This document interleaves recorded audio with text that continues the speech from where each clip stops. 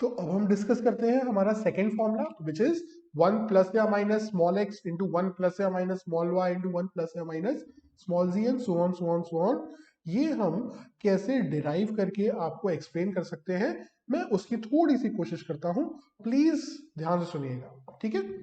तो हमारा formula derive करने का कंसेप्ट शुरुआत होता है हमारे सबसे पहले क्वेश्चन से, अगर आपको याद हो, जहां पे मैंने बोला था कि length into breath is equals to होता है एरिया। और उसके थ्रू मैंने एक क्वेश्चन आपसे डिस्कस किया था जो था कि अगर ये क्वेश्चन था शायद, if length is increase by this much then breath should be reduce by how much to maintain the same area, ठीक है। तो अगर यहाँ पे मेंटेन द सेम एरिया की जगह पे क्वेश्चन ये होता कि to increase the area by 10%, तो क्या आपको लगता है आप ये वाला ट्रिक जो मैंने आपको बताया था वो आप यूज कर पाएंगे इस पर्टिकुलर क्वेश्चन में? आई डोंट थिंक सो, ठीक है। तो इस क्वेश्चन को फिर अटेम्प्ट करने का आपका क्या तरीका होना चाहिए अगर आप चाहते हैं इस क्वेश्चन को उस मेथड से सॉल्व करने के? तो let's see and try to solve that particular question. तो एक बात बताइए, हमने देखा initial plus change is equals to होता है फाइनल। अगर मैं बोलता हूं कि लेंथ है कुछ, तो लेंथ अभी क्या है, अपने आप का 1/1 है ना, अपने आप का 100% है। ब्रेथ क्या है, वो भी अपने आप का 1/1 है, मतलब 100% है। एरिया क्या है, वो भी अपने आप का 1/1 है, मतलब 100% है, ठीक है। सो अगर मैं आपसे बोलूं कि लेंथ में कुछ पर्टिकुलर परसेंटेज का चेंज आए, मान लेते हैं एक्स परसेंटेज का चेंज आया है, ठीक है। तो ये जो एक्स परसेंटेज का चेंज आया होगा वो किस पे आया, वो आया होगा ऑफ एल ओनली, ठीक है। लेंथ एल ही तो इनिशियल है, तो उसी में तो चेंज आया होगा मेरा, राइट, ठीक है। तो अब अगर इस एक्स परसेंट मतलब एक्स अपॉन 100 को मैं स्मॉल एक्स लिख दूं, चलेगा, है ना? या फिर अभी स्मॉल एक्स बाद में लिखते हैं। अगर मैं ये बोलूं एक्स परसेंटेज ऑफ एल होगा, ये चेंज है, इस चीज को अगर मैं स्मॉल एक्स बोलूं चलेगा, है ना? तो एल में क्या हुआ है, प्लस हुआ है एक्स इंटू एल। एल अपने आप का 1 था, उसमें जब प्लस एक्सएल हो जाएगा तो क्या हो जाएगा, एल प्लस एक्सएल, है ना? तो एल अगर मैं कॉमन ले लूं तो हो जाएगा 1 प्लस स्मॉल एक्स, राइट। अब यहीं पर अगर मैं आपसे ये बोलता कि ब्रेथ में भी कुछ ऐसा ही हुआ है, ब्रेथ में चेंज हुआ है सम प्लस वाई परसेंटेज, तो ये वाई परसेंटेज किसका होगा, अगेन ऑफ बी ही होगा, है ना? तो अगर मैं कैपिटल वाई अपॉन 100 ऑफ मतलब मल्टीप्लाई बाय बी करूं, और इस वाई अपॉन 100 की जगह पे अगर मैं स्मॉल वाई बी लिख दूं तो कोई दिक्कत? तो b में प्लस स्मॉल वाई बी का चेंज आया, तो अब b क्या हो गया होगा, b plus small Y B हो गया। अगर इस b को मैं कॉमन ले जाऊं तो हो जाएगा 1 प्लस स्मॉल वाई। तो लेंथ में क्या चेंज आया, ये था मेरा initial, initial length into initial breadth is equals to है मेरा इनिशियल एरिया। अब मेरा लेंथ क्या हो गया है, लेंथ हो गया है L into 1 plus small X, L हो गया है L into 1 plus small X. Breadth हो गया है B into 1 plus small Y, ठीक है, B into 1 plus small Y is equals to, area में भी तो चेंज आया होगा, है ना? तो अगर मैं ये बोलूं कि एरिया इनिशियली ए था और उसमें कुछ एफ परसेंटेज का चेंज आया है, ठीक है, या फिर ए बोल देते हैं अभी के लिए, ताकि ए परसेंटेज का ए भी नहीं बोलते, एक काम करते हैं, इसको ना मैं एक्स एफ लिख देता हूं, एक्स फाइनल, ठीक है। इसमें प्लस आया है एक्सएफ परसेंटेज, तो एक्सएफ परसेंटेज किसका होगा, अगेन ऑफ ए ही होगा, है ना। तो अगर मैं कैपिटल एक्सएफ परसेंट ऑफ मतलब मल्टीप्लाई ए करूं और इस कैपिटल एक्सएफ अपॉन 100 को स्मॉल एक्सएफ लिख दूं, तो क्या हुआ, ए का ए तो रहा ही, इसमें प्लस हो गया है स्मॉल एक्सएफ इंटू ए। अगर मैं ए कॉमन ले जाऊं तो हो जाएगा 1 प्लस स्मॉल एक्सएफ, हो जाएगा 1 प्लस स्मॉल एक्सएफ।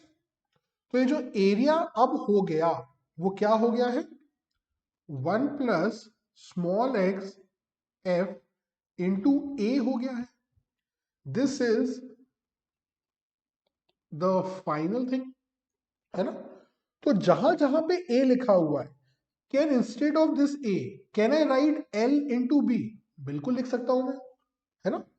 तो इस एल को अगर मैं एल से काटूं, इस बी को अगर मैं बी से काट दूं, तो ये क्या हो जाएगा, 1 plus small x into 1 plus small Y is equal to 1 plus small x F.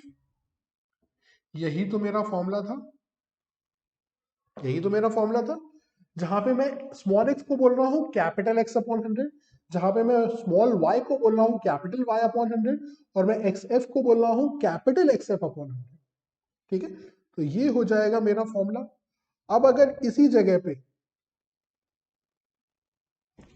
Length into breadth into height होता इज इक्वल टू वॉल्यूम, तो यहां पे क्या हो जाता, अगर एल में आया है कैपिटल एक्स परसेंटेज का चेंज, वाई में आया है कैपिटल वाई परसेंटेज का चेंज, एच में आया है कैपिटल जी परसेंटेज का चेंज, और वी में आया है, वॉल्यूम में आया है एक्स एफ परसेंटेज का चेंज, तो क्या मैं ये फॉर्मूला लिख सकता हूं, 1 plus small X which is capital X upon 100 into L into 1 plus small Y into B, small Y क्या है, कैपिटल वाई अपॉन 100 है, इंटू 1 प्लस स्मॉल जी इंटू एच। यहां पे प्लस माइनस इसलिए लिखना चाहता हूं क्योंकि हो सकता है कहीं पे प्लस हुआ हो कहीं पे माइनस हुआ हो, तो ये जो फॉर्मूले में जितनी भी वैल्यूज है दे कम विद साइन, जो साइन है वो कॉपी पेस्ट कर दो, ठीक है। इज इक्वल्स टू ये हो जाएगा 1 small x F into V, है ना। और जहां जहां पे वी है उसकी जगह मैं एल बी एच लिख सकता हूं, मतलब ये एल बी और एच आपस में बी से कट जाएंगे, राइट। तो ये मेरा फॉर्मूला फिर से आ जाएगा, 1 प्लस या माइनस एक्स इंटू 1 प्लस या माइनस वाई इंटू 1 प्लस या minus G is equal to 1 plus या माइनस एक्स एफ। मेरा ये सजेशन है कि इस एक्स एफ को अगर निकालना है तो उसको हमेशा पॉजिटिव मान लो, अगर आंसर आएगा माइनस में मतलब रिड्यूस हुआ है, अगर आंसर आएगा प्लस में मतलब इंक्रीज हुआ है, ठीक है। अब इसी चीज को अगर मैं इस तरीके से ना लेके मैं इतना बोलता, सिर्फ आपको ध्यान सुनना मेरी बात, अगर मैं सिर्फ इतना बोलता कि ये है मेरी पहली इक्वेशन, ये है मेरी दूसरी इक्वेशन, ये दोनों मेरी पहली और दूसरी इक्वेशंस हैं, और मैं क्या कर देता, ये मेरा फाइनल है, फाइनल वैल्यू है, ये मेरी इनिशियल वैल्यू है। अगर मैं फाइनल वैल्यू को इनिशियल वैल्यू से डिवाइड कर दूं, कैसे करूंगा, अगर मैं इक्वेशन नंबर 2 को डिवाइड कर दूं इक्वेशन नंबर 1 से, तो क्या हो जाएगा, राइट हैंड साइड में होगा 1 प्लस या माइनस एक्स एफ, लिख देता हूं मैं, फाइनल वैल्यू 1 प्लस या माइनस एक्स एफ इंटू होगा वी, और इधर होगा सिर्फ वी, है ना। देखिए मैं राइट हैंड साइड को पहले लिख रहा हूं, 1 प्लस या माइनस एक्स प्लस या minus X F into V upon V would be equal to how much, would be equal to 1 plus या minus x into 1 plus या minus y into 1 plus या minus z into l into b into h। जरा देखो यहां पे यही होगा, और नीचे b क्या हो जाएगा, l into b into h हो जाएगा, है ना। देखिए यहां पे l into b into h ही होगा ना, 1 की जगह पे, और ये पूरी चीज होगी मेरी 2 की जगह पे। तो अगर मैं इसको इससे काटूं, मैं इसको इससे काटूं, तो वापस इक्वेशन बन गई। पहली बात, ये इक्वेशन लेकिन मैं ऑलरेडी फॉर्म कर चुका हूं, है ना, ये इक्वेशन मैं ऑलरेडी फॉर्म कर चुका हूं। तो क्या मैं इसको इस इसकी जगह पे मैं क्या बोल सकता हूं, क्या ये मेरी फाइनल वैल्यू है? हाँ बिल्कुल है। अपॉन v, क्या ये मेरी इनिशियल वैल्यू है? बिल्कुल है। इज इक्वल्स टू, क्या मैं इसको लिख सकता हूं 1 प्लस या माइनस एक्स इंटू 1 प्लस या माइनस वाई इंटू 1 प्लस या minus G and so on मैं इसलिए लिख रहा हूं क्योंकि इस क्वेश्चन में है वॉल्यूम की बात। अगर 4 चीजें होती, 5 चीजें होती, तो भी ये फॉर्मूला चेंज नहीं होता, फॉर्मूला वही रहता। ठीक है, तो ये दोनों फॉर्मुलेज मैंने आपको डिराइव करके बताए। अब आप इतने कैपेबल हैं कि आप सारे के सारे क्वेश्चंस अब अटेम्प्ट करना शुरू कर सकते हैं of the chapter of percentages, profit and loss and simple interest, at least as of now. ये फॉर्मूला कैसे हमारा बन जाता है the formula of compound interest, मैं ये थोड़ा सा और बता देता हूं आपको, तब हम इस सेशन को एंड करते हैं। ठीक है, चलो। अब प्रिंसिपल में जब चेंज आता है इंटरेस्ट का, तो वो बन जाता है amount, right? This principal is called my initial value. This amount is called my final value. And this interest is called my change. है ना? अच्छा, अब यहां पे लिखा है final value upon the initial value, है ना? सो फाइनल वैल्यू की जगह अगर मैं लिखूं a, इनिशियल वैल्यू की जगह अगर मैं लिखूं p, इज इक्वल्स टू में अगर मैं लिखूं 1 प्लस या माइनस एक्स इंटू 1 प्लस या minus Y into plus 1 plus या माइनस जी लिख सकता हूं। अगर मैं थोड़ी देर के लिए बोल दूं कि एक्स वाई जी ये सब एक ही है, all are equal and they all are equal to small R and small R is actually equal to capital R upon 100, तो कोई दिक्कत है ना? ये सारे के सारे सेम है और सारे के सारे आर के बराबर है, which is rate of interest per annum, जो हमारा कंपाउंड इंटरेस्ट में होता है।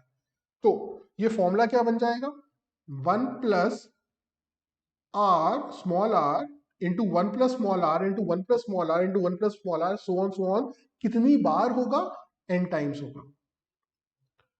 सो can I now just take p and put it here, so ये मेरा क्या बन जाएगा,